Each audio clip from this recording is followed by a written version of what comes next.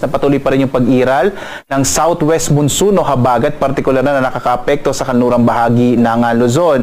Samantala, meron pa rin po tayong tatlong mga weather system po. Yung una, yung low pressure area, nandito naman sa may bahagi ng labas na po ng Philippine Area of Responsibility. Ito yung dating bagyong si Dante, no? Na huling namatahan 690 kilometers north-northwest. Ito po siya, no? Sa may area ng north-northwest ng Itbayat sa Batanes. Nakita po natin, ibig sabihin ng kulay green na kulay dito ay malita yung chance na ito pa ay lumakas at inaasahan na malulusaw na ito sa mga susunod na oras. Samantala, yung bagyong Emong na may international name na Komay, ang ibig sabihin po pala ng Komay, ito po ay isang uri ng damo dito naman sa may Vietnam. So, Vietnam po yung nagbigay ng international name na Komay. Ay huling namatan 875 kilometers northeast na extreme northern Luzon. So, ito po nga si Komay or Emong po nung nasa loob siya ng PAR.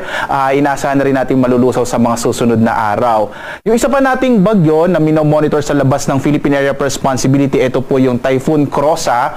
Yung Krosa, ito po ay tagak sa Cambodia. So, Cambodia naman yung nag-contribute po ng international name na Krosa. Huling namatan may 2,400 km east ng Northern Luzon. Hindi natin ito inaasahang papasok ng Philippine Area of Responsibility at tuloy ang lalayo sa ating bansa. So, makikita po natin sa ngayon wala namang low pressure area sa loob ng Philippine Area of Responsibility. At mga kababayan, base po sa mga pinakahuling datos natin, medyo maliit na yung chance ang magkaroon tayo ng bagyo sa mga susunod na araw po. Pero magpapatuloy pa rin ang southwest monsoon o habagat na makakaapektong lalong-lalo na sa may kanlurang bahagi ng Luzon. Ang iba pang bahagi ng ating bansa, yung Visayas at Mindanao, makararanas naman generally fair weather po, pero posible pa rin yung mga isolated o pulupulong pag-ulan, pagkilat pagkulog sa hapon hanggang sa gabi. Ang lalabing bahagi naman ng Luzon, makararanas naman po ng medyo maulap na kalangitan na may mga kalat-kalat na mga pag-ulan, pagkidlat, pagkulog.